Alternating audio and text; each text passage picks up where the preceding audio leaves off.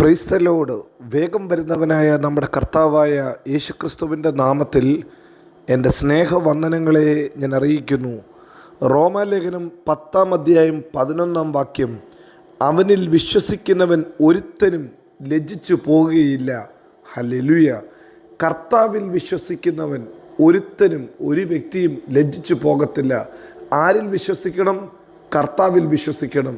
കർത്താവ് നമ്മളെ രക്ഷിപ്പാൻ മതിയായവനെന്ന്, നമ്മുടെ പാപത്തിൽ നിന്ന്, നമ്മുടെ ശാപത്തിൽ നിന്ന്, നമ്മുടെ ജീവിതത്തിൽ വിരോധമായി വരുന്ന എല്ലാ പ്രതികൂലത്തിൽ നിന്നും നമ്മെ രക്ഷിപ്പാൻ നമ്മുടെ കർത്താവ് മതിയായവനെന്ന് നാം വിശ്വസിക്കുമ്പോൾ നമ്മുടെ ജീവിതത്തിൽ ഹല്ലേലൂയ ആ ദൈവപ്രവൃത്തി വെളിപ്പെട്ടു വരും. നിങ്ങൾക്കറിയാം പത്രോസിൻ്റെ ജീവിത ചരിത്രം. യേശു കർത്താവ് വെള്ളത്തിൻ്റെ മീതെ നടന്നു വന്നപ്പോൾ ഹല്ലേലൂയ വേദപുസ്തകം പറയുന്നു, പത്രോസ് അത് കണ്ടിട്ട് ചോദിച്ചു, കർത്താവേ, ഇത് നീ ആകുന്നുവെങ്കിൽ വെള്ളത്തിൻ്റെ മേൽ നടക്കാൻ എന്നോടും കൽപ്പിക്കുക. യേശു പറഞ്ഞ ഒരു പദമുണ്ട്, വരിക. വരിക എന്ന് യേശു പറഞ്ഞപ്പോൾ ആർക്കു വേണമെങ്കിലും ആ പടകിലിരുന്ന 12 ശിഷ്യന്മാരിൽ ആർക്കു വേണമെങ്കിലും വെള്ളത്തിന്മേൽ നടക്കാമായിരുന്നു. എന്നാൽ കേട്ട വാക്കിൻ്റെ മുമ്പാകെ പത്രോസ് പ്രതികരിച്ചു. പത്രോസ് തൻ്റെ കാലെടുത്ത് വെള്ളത്തിൽ വെച്ചു. താൻ വെള്ളത്തിൽ വെച്ച് യേശുവിൻ്റെ അടുക്കിലേക്ക് നടന്നു തുടങ്ങിയെന്ന് വേദപുസ്തകം നമ്മെ ഓർമ്മപ്പെടുത്തുന്നു. പ്രിയരെ, കർത്താവിൻ്റെ വാക്കിന് നാം വിശ്വാസത്തോടുകൂടി ഏത് ചുവടെടുത്താലും നമ്മെ ലജ്ജിച്ചു പോകാൻ ദൈവം അനുവദിക്കത്തില്ല. ഓളവും തിരമാലകളും നമുക്ക് വിരോധമായി വീശുമ്പോഴും ആ വെള്ളത്തിൻ്റെ മേൽ കാല് വെച്ച് അതിൻ്റെ മേൽ നടക്കാൻ ദൈവം നമുക്ക് അധികാരം തന്നിട്ടുണ്ട്. പാമ്പുകളെയും തേളുകളെയും പിശാചിൻ്റെ സകല ബലത്തെയും നമ്മുടെ കാൽ കീഴിൽ ചവിട്ടുവാൻ ദൈവം നമുക്ക് അധികാരം തന്നതുകൊണ്ട് ആ അധികാരത്തോടെ നമുക്ക് ഓരോ ചുവടും വയ്ക്കാം. ഇതാ പത്രോസ് വെള്ളത്തിൻ്റെ മീതെ നടന്നപ്പോൾ ഹല്ലേലൂയ വേദപുസ്തകം പറയുന്നു, ഹല്ലേലൂയ മറ്റുള്ളവരുടെ മുമ്പാകെ അവനൊരു ആശ്ചര്യമാണ്. പക്ഷേ അവൻ വെള്ളത്തിൻ്റെ ഓളത്തിലേക്ക് നോക്കിയപ്പോൾ താൻ ഭയപ്പെട്ടു, വെള്ളത്തിൽ താഴുവാൻ തുടങ്ങി. കർത്താവേ, എന്നെ രക്ഷിക്കണമേ എന്ന് നിലവിളിച്ചപ്പോൾ യേശു കൈ നീട്ടി അവനെ രക്ഷിച്ചു. പ്രിയരെ, നീ കർത്താവിൻ്റെ വാക്കിനാണോ നീ നിന്റെ ചുവട് വെച്ചത്? നീ ലജ്ജിച്ചു പോകത്തില്ല, നിശ്ചയമായി ലജ്ജിച്ചു പോകത്തില്ല. നീ വെള്ളത്തിൽ താന്നു പോകാൻ, വെള്ളത്തിൽ മുങ്ങിപ്പോകാൻ എൻ്റെ കർത്താവ് അനുവദിക്കത്തില്ല. അതുകൊണ്ടാണ് റോമാലേഖനത്തിൽ ഒരിക്കൽ കൂടെ അത് വിളിച്ചു പറയുന്നത്, അവനിൽ വിശ്വസിക്കുന്നവൻ ഒരുത്തനും ഒരു വ്യത്യാസവുമില്ല. ഏത് വ്യക്തിയാണോ ഹല്ലേലൂയ അവൻ ലജ്ജിച്ചു പോകത്തില്ല. പ്രിയരെ, നാം ആയിരിക്കുന്നത് ഏത് ഭവനത്തിലായിക്കോട്ടെ, ഏത് ദേശത്തിലായിക്കോട്ടെ, ഏത് നിറത്തിലുള്ള വ്യക്തി നമ്മ ആയിക്കോട്ടെ, നാം ആയിരിക്കുന്ന സ്ഥലത്ത് നമ്മെ മാനിപ്പാൻ നമ്മുടെ ദൈവം വിശ്വസ്തനത്രേ.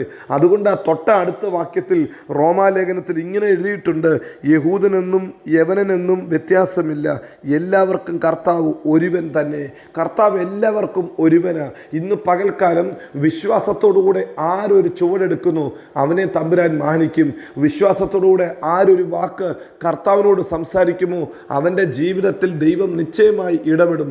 വെള്ളത്തിൽ നടക്കാൻ പത്രോസിനെ ബലപ്പെടുത്തിയത് ആ ഒരു ധൈര്യമാണ്. കാരണം തൻ്റെ ജീവിതത്തിൽ പത്രോസ് ഈ ദൈവത്തെ തിരിച്ചറിഞ്ഞിട്ടുണ്ട്. പ്രിയരെ, ഒരിക്കൽ നാം തിരിച്ചറിഞ്ഞാൽ, ഒരിക്കൽ നാം കർത്താവിൻ്റെ വാക്കിനെ അനുസരിച്ചാൽ ജീവിതത്തിലൊക്കെയും പിന്നീട് ദൈവം ആ ഒരു ബലം പകരും. രാത്രി മുഴുവനും താൻ അധ്വാനിച്ചിട്ട് ഒന്നും കിട്ടാത്ത ഒരു ശൂന്യതയുടെ അവസ്ഥ തൻ്റെ ജീവിതത്തിൽ ഉണ്ടായിരുന്നു. പത്രോസ് ആ ശൂന്യത തിരിച്ചറിഞ്ഞതാ.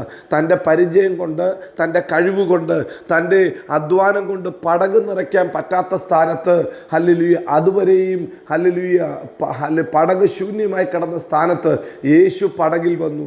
യേശു പടകിൽ വന്ന് ഹല്ലേലൂയ പറഞ്ഞ വാക്കിന് അവൻ വലയിറക്കിയപ്പോൾ പെരുത്ത മീൻകൂട്ടം നിറഞ്ഞ് പടക് ഹല്ലേലൂയ നിറഞ്ഞു. പടക് 2 മുങ്ങുമാറോളം നിറഞ്ഞു എന്ന് വേദപുസ്തകം നമ്മെ ഓർമ്മപ്പെടുത്തുന്നു. പ്രിയരെ, അതേ കർത്താവ് ഇന്നും വിശ്വസ്തനെന്ന് പത്രോസിന് നന്നായിട്ടറിയാം. അവൻ്റെ വാക്ക് വിലയുള്ള വാക്കാ, അവൻ്റെ വാക്ക് ശക്തിയുള്ള വാക്കാ, അവൻ്റെ വാക്ക് അധികാരമുള്ള വാക്കാ.